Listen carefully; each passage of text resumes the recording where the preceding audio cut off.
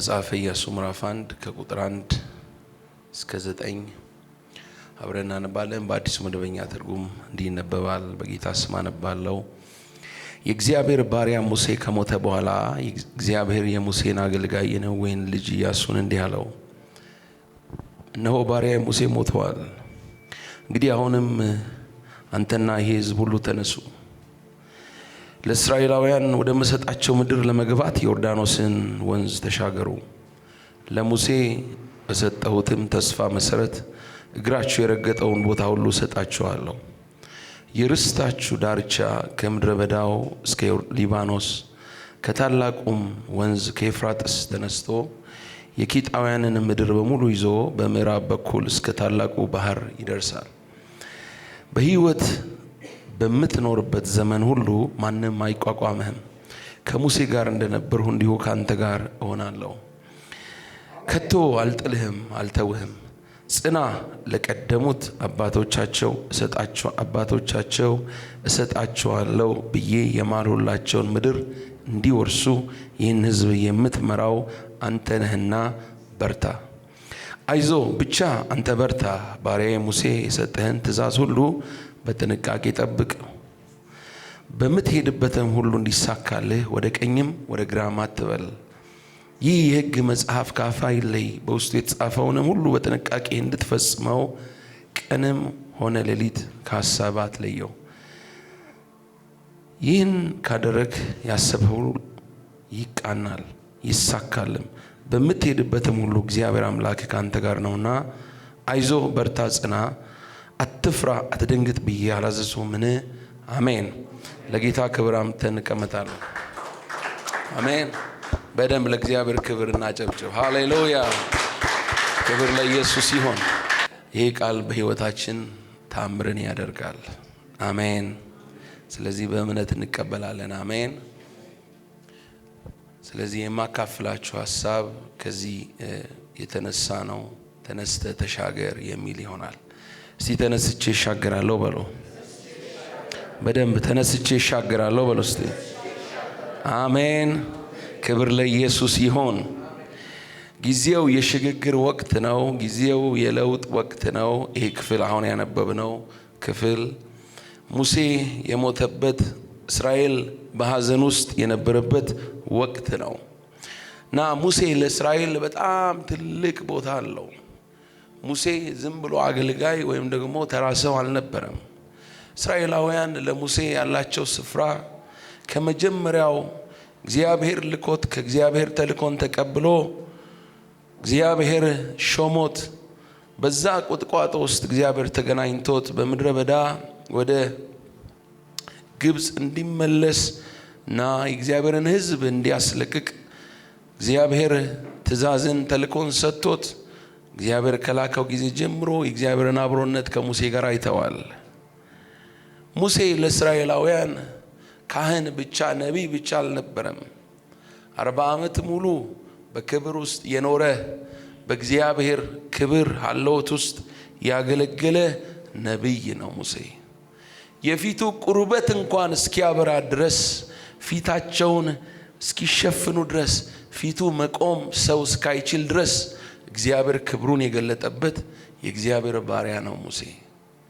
እግዚአብሔር በሙሴ በሲና ተራራ በእሳት ወርዶ ምድር እየተናወጠ ተራራው እየቀለጠ እሳት እየተመለከቱ የሚያስፈራ ደመና የሚያስፈራ ሁኔታ ውስጥ እግዚአብሔር ሲናገራቸው ጠፋን፣ አለቅን። ሙሴ እግዚአብሔር አይናገረን አንተ ተናገረን ብለው የእግዚአብሔርን ክብር ተመልክተው ከእግዚአብሔር የሚተላለፍላቸው መልእክት ሁሉ ሙሴ እንደ መካከለኛ ሆኖ ያስተላልፍላቸው ነበረ።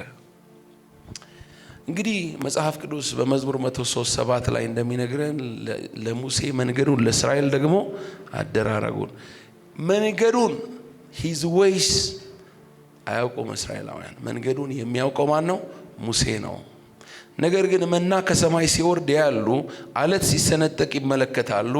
ደግሞም በሌሊት የእሳት አምድ ሲመጣ ያሉ፣ በቀን ደግሞ በደመና አምድ ሲመራቸው ይመለከታሉ። ግን መንገዱን የሚያውቀው ማን ነበረ?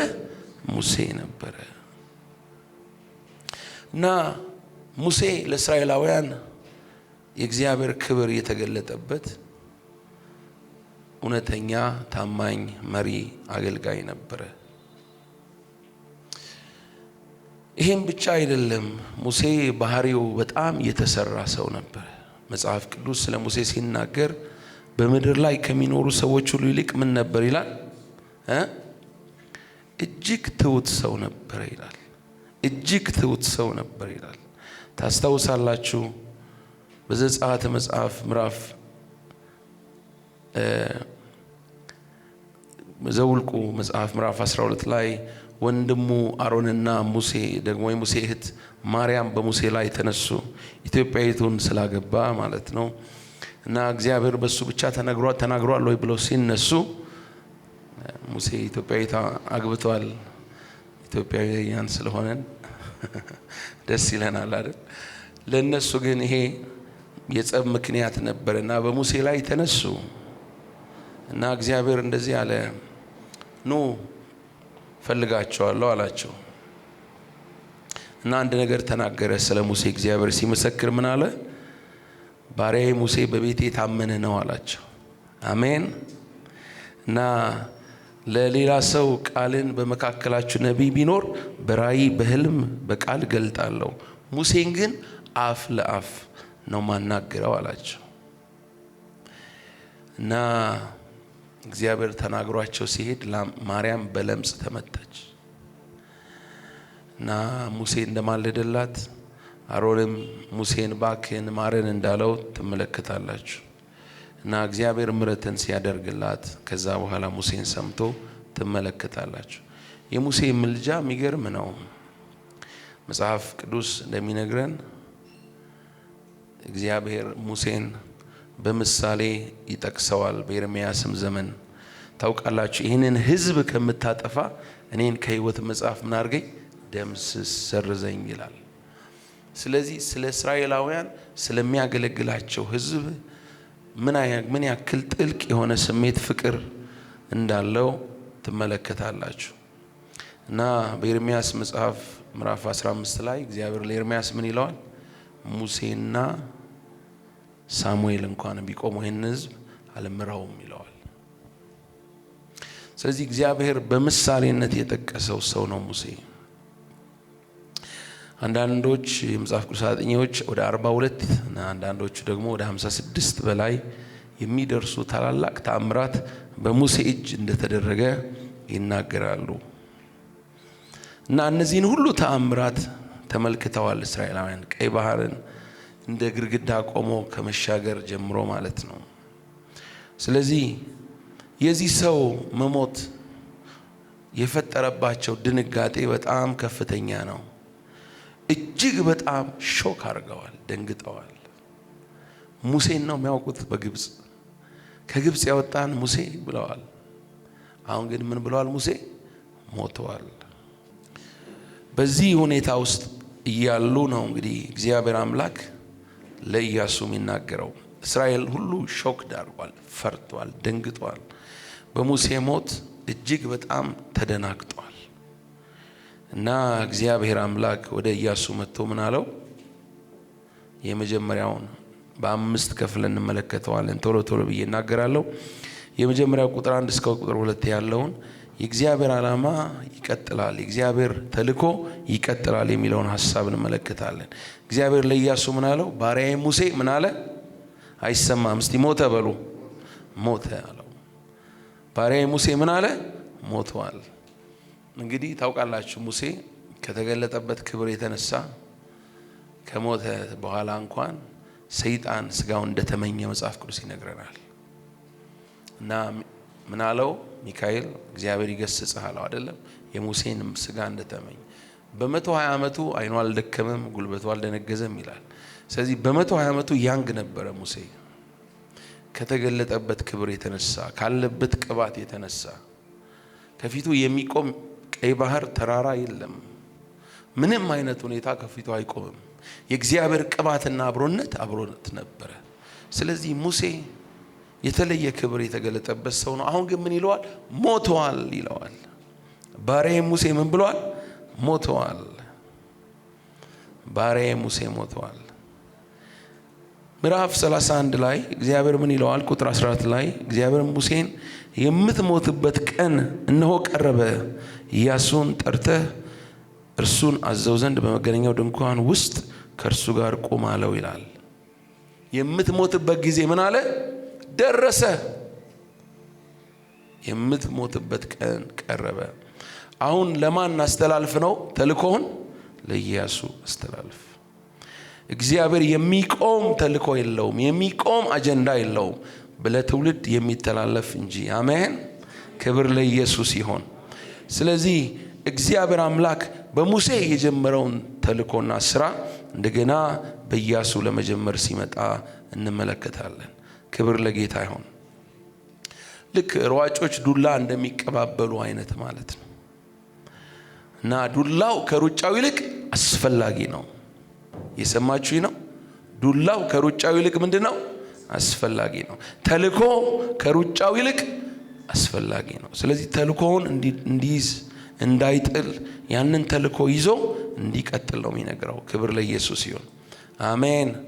አንዳንድ ጊዜ የተለያዩ ሁኔታዎች ሲገጥሙን፣ የተለያዩ ነገሮች ስናይ፣ አንዳንዴ ሰዎችንም ስንመለከት እንፈራለን እና ጠላት ተልኳችንን እንድንጥል ይታገለናል፣ ይዋጋናል።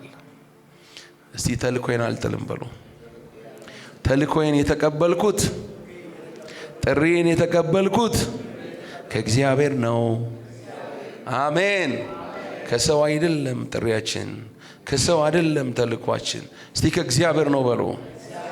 ሃሌሉያ። ስለዚህ መሪዎች ይለዋወጣሉ እንጂ የእግዚአብሔር አጀንዳ ይቀጥላል። አሜን። ሰዎች፣ ወቅቶች ሊቀያየሩ ይችላሉ፣ የእግዚአብሔር ፐርፐስ፣ የእግዚአብሔር ዓላማ ግን ይቀጥላል። አሜን። ክብር ለኢየሱስ ይሁን። ስለዚህ የእግዚአብሔር ተልኮ ቀጥሏል በኢያሱ ሕይወት። ከሙሴ ጋር የነበረ አምላክ ከኢያሱም ጋር ነበረ፣ ዛሬም ከኛ ጋር አለ። አሜን። ክብር ለኢየሱስ ይሁን።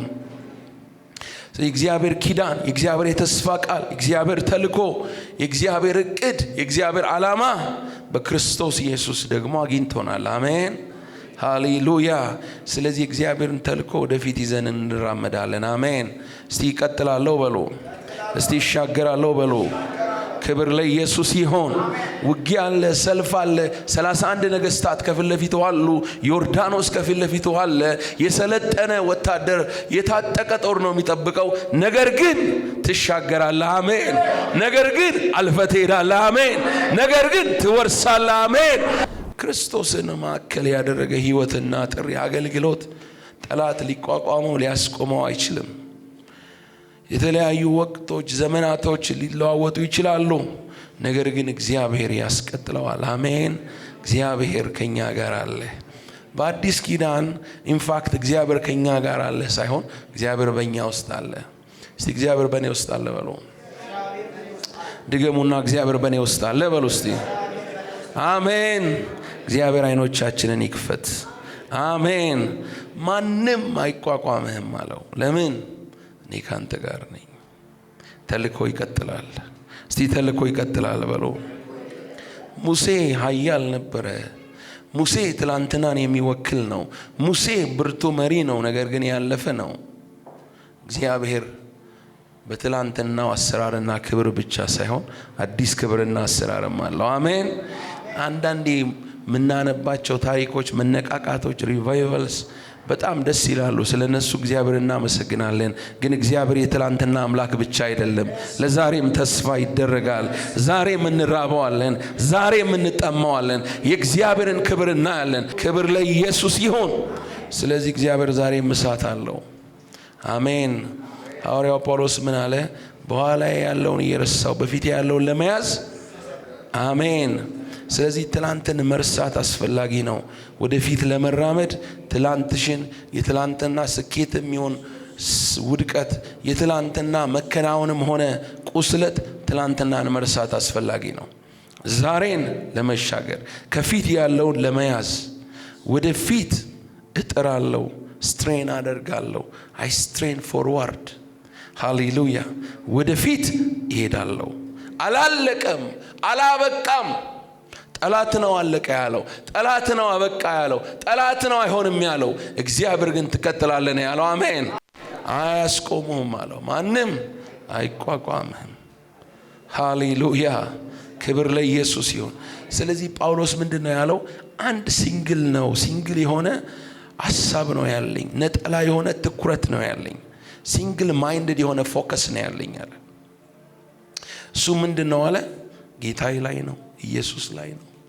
አሜን። እሱን አውቀው ዘንድ ነው። በቃ ክብር፣ ቢንያማዊ፣ እስራኤላዊነት፣ ሐዋርያ መሆን ምናምን ሌላውን ተውታል። በቃ ፎከሴ እሱ ነው። ገና አልያዝኩትም፣ ትኩረቴ ሃሌሉያ። እረ ትልቅ ነው ጌታ። በኢየሱስ ስም አይኖቻችን ይከፈት። ዛሬ የሩጫችን አቅጣጫ ይቀየር። እርሱን ለማወቅ መገስገስ ይሆንልን። በእርሱ ለመታወቅ መገስገስ ይሆንልን። ሃሌሉያ። ዓለማዊ የሆነው አስተሳሰብ፣ እይታ ብዙ ዲስትራክት የሚያደርግ ሐሳብን፣ ትኩረትን የሚከፋፍል ነገር አለ። ነገር ግን እይታ ያለ እሱ ላይ ነው። ስለዚህ ለኢያሱ እግዚአብሔር መጥቶ ሲነግረው ፎከስ አድርግ። ሃሌሉያ። ካንተ ጋር ነኝ፣ ትሻገራለህ። እስራኤል ከዮርዳኖስ ወንዝ በምስራቅ ቆሟል። በስተ ምስራቅ ዮርዳኖስ ያስገመግማል፣ ይጮሃል፣ አትሻገርም ይላል።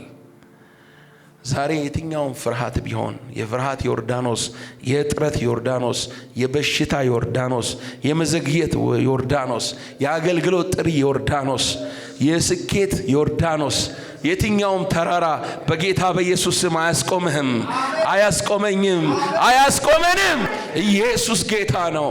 የተናገረ እግዚአብሔር ነው። አሜን። ይሄ ቃል ይሰራል። አሜን። በሕይወታችን መጽሐፍ ቅዱስ በኢዮኤል መጽሐፍ ላይ እንደዚህ አላቸው፣ ማረሻችሁን ሰይፍ ማጭዳችሁንም ጦር አድርጉ አላቸው። ለማድረግ ተነሱ አላቸው። ቀጥቅጡ አላቸው። ከዛ ምን አላቸው? ደካማው እኔ ብርቱ ነኝ ይበል። ደካማው ምን ይበል? ብርቱ ነኝ። እስቲ ብርቱ ነኝ በሉ። አሜን። የብርታታችን የጥንካሬያችን አቅም ከኛ አይደለም፣ ከእግዚአብሔር ነው። አሜን። እስቲ ከእግዚአብሔር ነው በሉ። የሚረዳ አለ። አሜን። ስለዚህ የትላንትናውን እያየ እንዳይቆም ለኢያሱ ነገረ። ሁለተኛው የተስፋው እርግጠኝነት ነው። የእግዚአብሔር ቃል፣ የእግዚአብሔር ተስፋ እርግጠኛ ነው። ተስፋዎቹ እርግጠኞች ናቸው።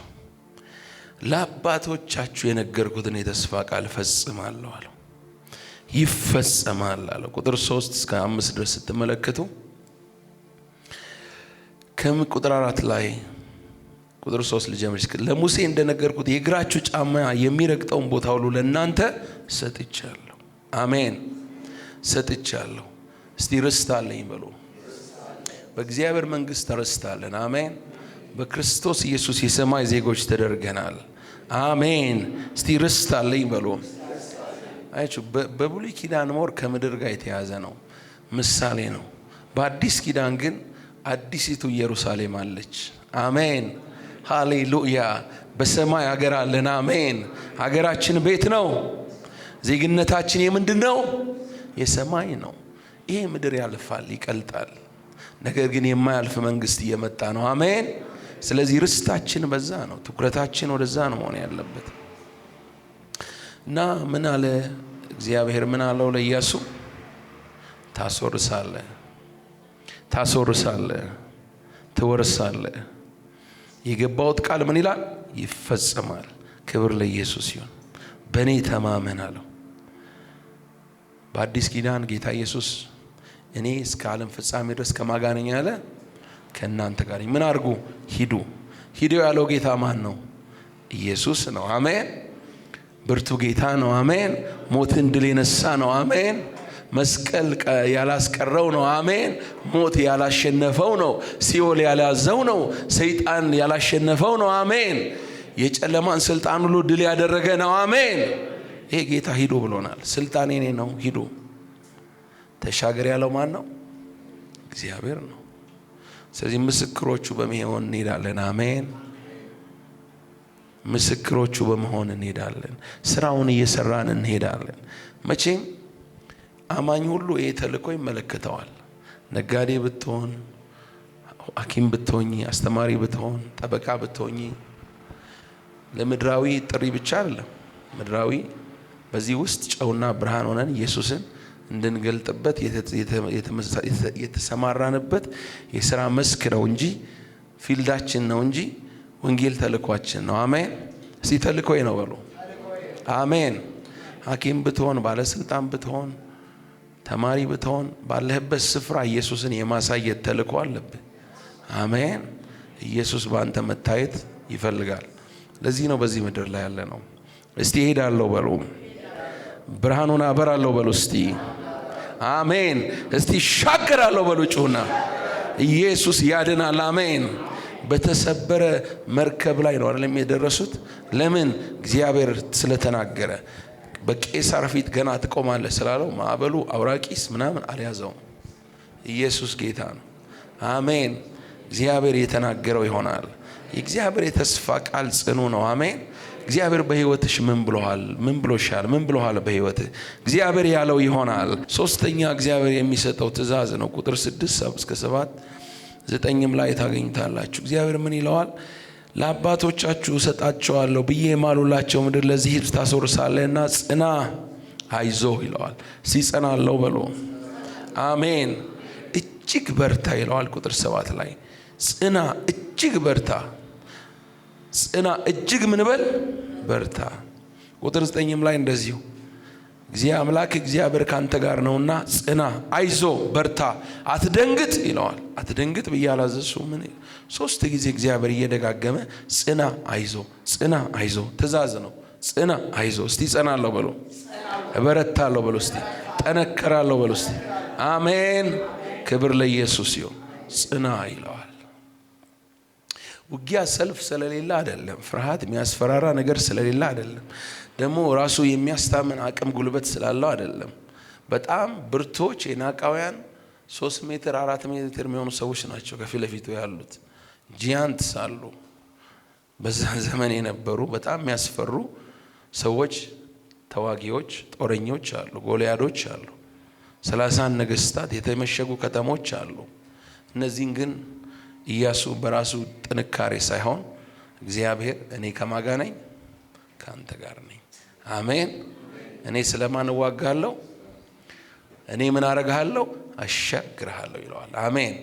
ሁኔታውን ሲያይ ልብ ያርዳል፣ ያስፈራል፣ ወዮ ያሰኛል። እግዚአብሔር ግን ምን አለ? ትሻገራለህ። እኔ ከማጋ ነኝ? አሜን። ኢየሱስ ክርስቶስ ጌታ ነው። አሜን። የኛ ጌታ ብርቱ ነው። አሜን።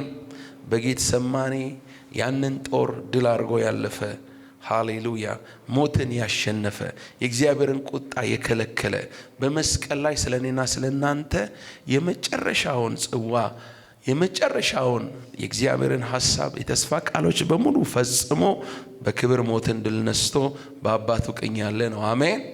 ድል የነሳ ነው የኛ ጌታ። ስለዚህ ድል እነሳለን ከሱ የተነሳ። ከማን የተነሳ? አይዟችሁ ነው ያለ። ምን ያርጋለሁ አለ? አሸንፊያለሁ። በዓለም ሳላችሁ መከራ አለባችሁ፣ ግን አይዟችሁ። አይዞ የሚል ጌታ አለ። አይዞሽ የሚልሽ ጌታ አለ። ሰው አይዞ ባይልህ፣ ሰው በርታ ባይልህ፣ በርታ የሚል ጌታ አለ። አሜን። ክብር ለኢየሱስ ይሁን። መበርታት ትእዛዝ ነው። መበርታት ትእዛዝ ነው። ምንድነው አልኳችሁ? መለኮታዊ ትእዛዝ ነው። ጽና ያለው ማን ነው? እግዚአብሔር ነው። እስቲ በረታለሁ በሉ። አሜን። 4ኛ 7ና 8 ላይ ያለው ሐሳብ የእግዚአብሔርን ቃል መሰረታዊነት ወይ ማዕከላዊነት ያረጋግጥልናል። ምን ይለዋል? ለኢያሱ እግዚአብሔር ምን ይለዋል? ባሪያዬ ሙሴ ያዘዘን ሕግ ሁሉ ምን አድርግ? ጠብቅ፣ አድርገውም፣ በምትሄድበትም ሁሉ እንዲከናወንልህ ወደ ቀኝም ወደ ግራም አትበል። የዚህ ሕግ መጽሐፍ ከአፍህ አይለይ፣ ነገር ግን የተጻፈበትን ሁሉ ተጠብቅና ታደርገው ዘንድ በቀንና በሌሊት ምን አድርገው? አስበው። የዚያን ጊዜ መንገድህ ምን ይልሃል? ይቃናልሃል፣ ይከናወንልሃል ይለዋል። ክብር ለኢየሱስ ይሁን። ቶራውን ምን አድርገው? ሕጉን ምን አድርገው? አሰላስለው፣ አስበው። የእግዚአብሔር ቃል ማዕከላዊ ነው። ሃሌሉያ፣ አሜን። ዱላውን ተቀብሏል። የሚቀጥለው ጄኔሬሽን ነው ኢያሱ። የሚያስወርስ ትውልድ ነው። የተለየ መንፈስ ያለበት ነው።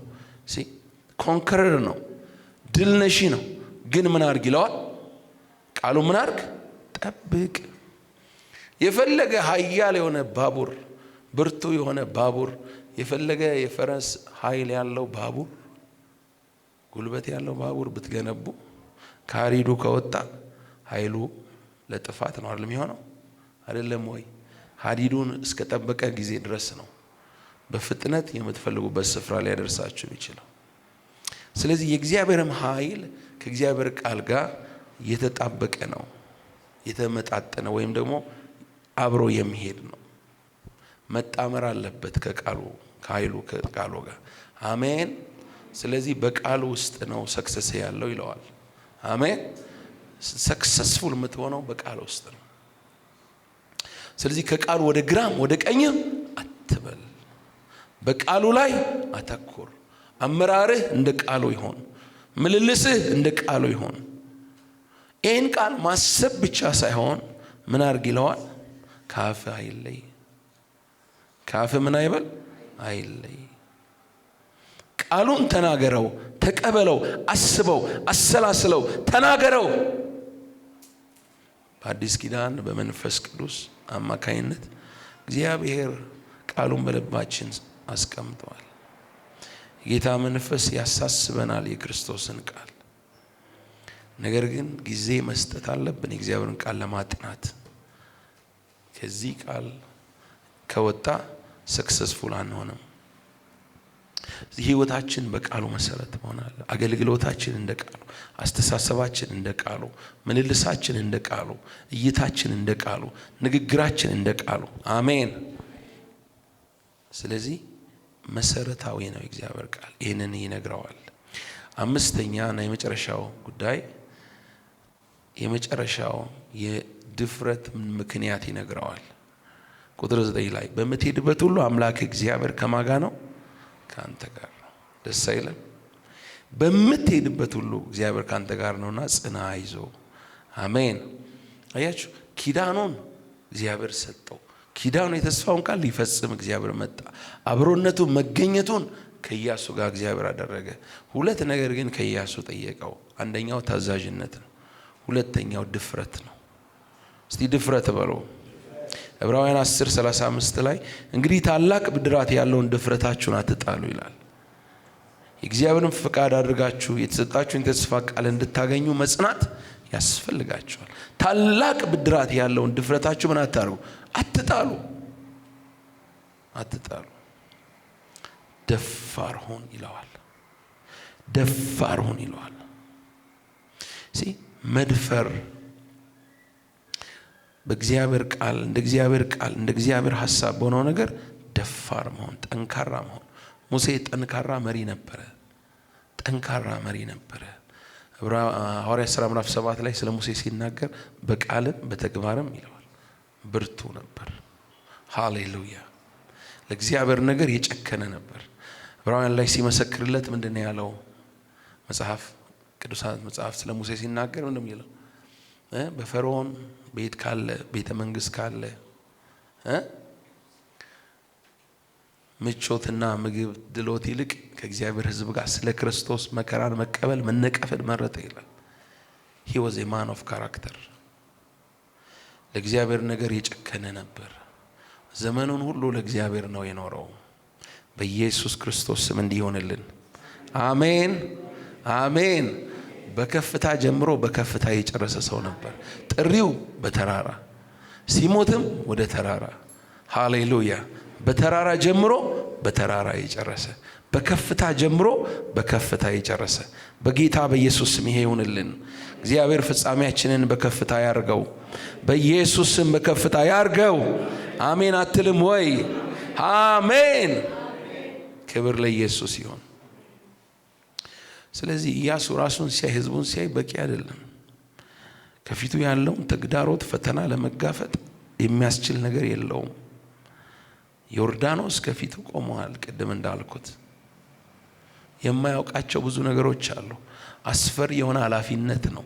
ደግሞ ከውስጥም ደግሞ ህዝቡ ሊያምጽበት ይችላል። አመፀኛ አንገተ ደንዳና ህዝብ ነው እስራኤል። ለእግዚአብሔር እንኳን ያልተመቸ ህዝብ ነው። ስለዚህ ሲመለከት ብዙ ነገር ፍራስትሬት እንዲያደርግ ያደርገዋል። ነገር ግን እግዚአብሔር ምን ይለዋል? ደፋር ሁን። አሜን። ክብር ለኢየሱስ ይሁን። ደፋር ሁን። የኢያሪኮ ግንብ አለ፣ የሚያርድ ጠላት አለ፣ ግዙፍ ጠላት አለ። ነገር ግን ምን ሁን? ደፋር ሁን። አይዞ፣ አትፍራ፣ አትደንግጥ። እስቲ ተነስቼ እሻገራለሁ በሉ እስቲ። አሜን። ብርቱ ሆናለሁ በሉ እስቲ። ቃሉን እታዘዛለሁ በሉ እስቲ። በሚሄድበት ሁሉ ጌታ ከኔ ጋር ነው በሉ እስቲ። አሜን። ምድረ በዳው እያበቃ ነው። ወደ ተስፋው ምድር ልትገቡ ነው። እግዚአብሔር ወደ ተናገረ ከፍታ ልትወጣ ነው። እግዚአብሔር የተናገረልን ልትጨብጥ ነው፣ ልትይዝ ነው። ግን ምን ያስፈልግሃል? ድፍረት ያስፈልግሃል። ደፋር መሆን አለብን። እንግዲህ መልእክቴን ሳጠቃልል ወገኖቼ፣ እግዚአብሔር አምላክ በሕይወታችን እንድንሻገረው የሚፈልጋቸው ፈተናዎች፣ ውጊያዎች፣ ሰልፎች አሉ። ነገር ግን በእነዚህ ሰልፎች ውስጥ ውጤታማ ለመሆን አሁን ያነሳዋቸው እነዚህን 5 ነጥቦች መገንዘብ አስፈላጊ ነው።